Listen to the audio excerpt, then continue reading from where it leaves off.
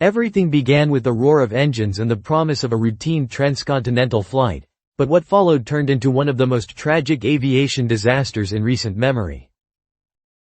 On June 12, 2025, Air India Flight 171, a Boeing 787-8 Dreamliner registered VT nitrogen monoboride, departed from Sardar Vallabhbhai Patel International Airport in Ahmedabad, bound for London Gatwick.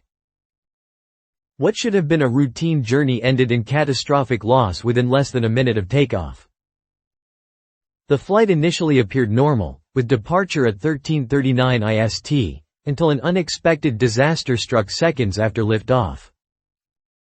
According to the preliminary report released by India's Aircraft Accident Investigation Bureau, both engine fuel control switches were moved from run to cutoff, abruptly cutting off fuel to the engines and causing an immediate loss of thrust. The cockpit voice recorder captured the pilot's confusion as one asked, "Why did you cut off?" and the other responded, "I did not." That moment of disorientation, combined with the sudden engine failure, triggered an unpreventable chain of events. With both engines offline, the ram air turbine deployed as an emergency power source, signaling total loss of thrust. The aircraft plummeted toward the BJ Medical College campus in the Mini Nagar neighborhood, just 1.7 kilometers from the runway. The impact caused extensive fires, reaching temperatures estimated at 1,500 degrees Celsius. Rescue efforts were hindered as firefighters navigated the blazing wreckage. Of the 242 people on board, only one survived, while 19 people on the ground also lost their lives and dozens more were injured. The tragedy claimed the lives of professionals, students, and families, leaving a community devastated. Among the identified victims was former Gujarat Chief Minister Vijay Rupani, confirmed through DNA analysis. The lone survivor, British national Vishwas Kumar Romesh, seated near an emergency exit, escaped through a break in the fuselage and was taken for medical care. Investigators quickly turned their attention to the fuel switches, which are typically shielded to prevent accidental activation. The preliminary report raised more questions than answers. How did both switches move to cutoff 1 second apart? Was it a mechanical failure, pilot error, or something more sinister? The investigation also examined the pilot's experience. Captain Sumit Subbar had over 15,600 flight hours, including 8,600 on the 787, and First Officer Clive Kund had roughly 3,400 flight hours with 1,100 on the 787. Neither was definitively found at fault in the preliminary stage. Still, the Airline Pilots Association of India criticized the focus on the crew, emphasizing that prior safety recommendations had not been fully implemented. In response, the Directorate General of Civil Aviation increased surveillance checks across aircraft maintenance, pilot standards, and airport safety. The crash immediately drew global attention. Speculation ran rampant online, from conspiracy theories to misleading reports. Experts urged caution, warning that conclusions based on incomplete data could compromise the investigation. Air India, under the Tata Group, faced mounting pressure to review safety protocols, crew training, and maintenance standards. The airline had already received multiple safety notices in the previous year, and this disaster intensified scrutiny. The human cost was staggering, and the aftermath revealed the scale of the tragedy. Satellite imagery and debris reconstructions showed the aircraft's tail and fuselage spread across multiple buildings, leaving a trail of destruction over nearly 300 meters. Students, staff, and residents described the chaos, with corridors and staircases turned into perilous paths for rescuers. Dr. Susan Deshmukh, a student survivor, noted that a slight change in the plane's trajectory could have caused even greater loss of life. Families faced prolonged grief as DNA procedures became essential for identifying victims. The crash also prompted discussions about grounding Boeing 787s in India, though no directive was issued. International investigators from the US and UK joined Indian authorities, and families demanded transparency. While preliminary findings did not assign blame to Boeing or GE, the unexplained fuel switch movement remained a major concern. Amid the tragedy, stories of resilience emerged. Rescue workers, medical responders, and local communities demonstrated courage and solidarity. The lone survivor, Vishwashkumar Romesh, became a symbol of endurance, walking away from the wreckage despite serious injuries. Compensation efforts were launched, with the Tata Group establishing the AI 171 Memorial and Welfare Trust to manage payments and provide support for victims' families and first responders.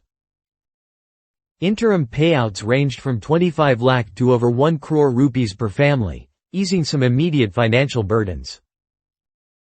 The disaster also spurred changes in aviation policy and oversight across India.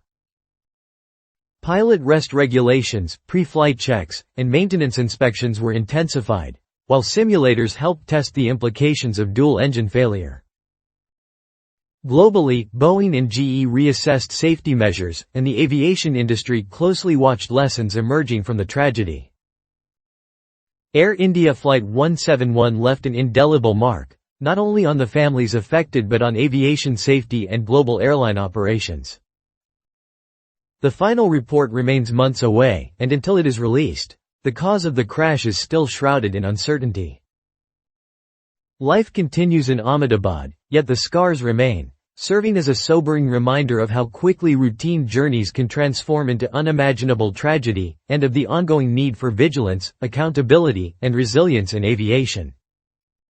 The tragedy of Air India Flight 171 continues to unfold, revealing layers of complexity, grief, and unanswered questions. Following the crash, Indian regulators moved quickly, increasing scrutiny over airline operations and maintenance. An investigation by the Directorate General of Civil Aviation (DGCA) found repeated violations ranging from crew scheduling lapses to overdue emergency equipment checks. The findings led to the controversial dismissal of 3 senior Air India officials, signaling accountability at the highest levels. Technical investigators began piecing together a more detailed picture of the disaster. Earlier theories, such as flap misconfigurations or fuel contamination, were systematically ruled out. Evidence suggested that the 2 engine fuel cutoff switches moved sequentially, 1 second apart, rather than simultaneously, pointing to either human interaction or gradual mechanical wear. This subtle detail sparked intense debate among aviation safety experts, raising questions about what truly happened in the cockpit in those critical seconds. The crash also reignited a long-standing discussion within the aviation community: the need for cockpit video recorders. Audio recordings alone cannot reveal critical visual cues or pilot actions. Advocates like Anthony Brickhouse and figures from IATA, including Willie Walsh, argued that video could have clarified whether the switch movements were intentional, accidental, or mechanically induced. With the cockpit remaining an invisible black box, the investigation faced gaps that left regulators, experts, and families anxious. Air India's Dreamliner fleet was suddenly under scrutiny. Past safety issues with the Boeing 787, including lithium-ion battery incidents and structural concerns, resurfaced in public discussions, putting additional pressure on both the airline and the manufacturer. Analysts and media outlets debated whether the accident exposed unaddressed systemic flaws in modern aviation. Reconstruction of Flight 171's final moments painted a grim picture. With over 125,000 liters of fuel on board, the aircraft struggled to gain altitude. After a skeletal mayday, silence fell over the cockpit, and recovery became impossible. The fuel load intensified the inferno upon impact, devastating buildings on the BJ Medical College campus and overwhelming first responders.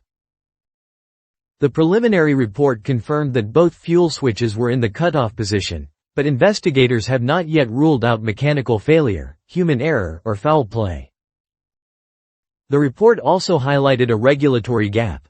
A 2018 FAA bulletin recommended inspections of similar switches on Boeing aircraft, but these were not mandatory and had not been fully implemented in India.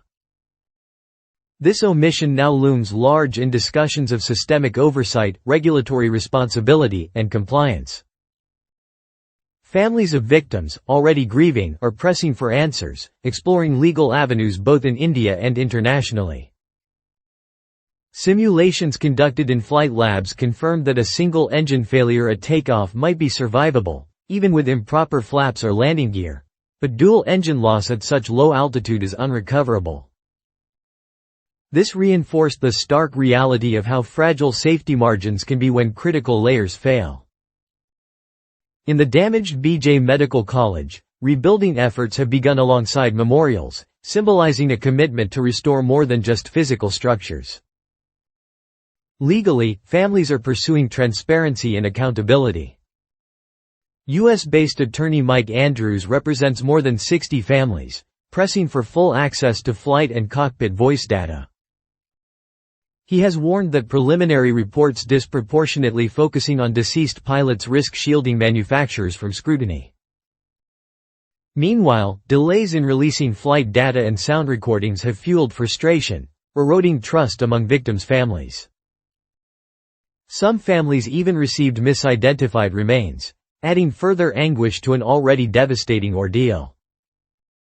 Air India has responded by establishing assistance centers at Ahmedabad, Mumbai, Delhi, and London Gatwick airports to support grieving families, provide logistics, and relay real-time updates. Relief flights and caregiver teams were deployed to ensure families' needs were addressed. On the corporate side, Tata Group announced a 500 crore rupees welfare trust to provide long-term support, including mental health programs, educational aid, and infrastructure restoration.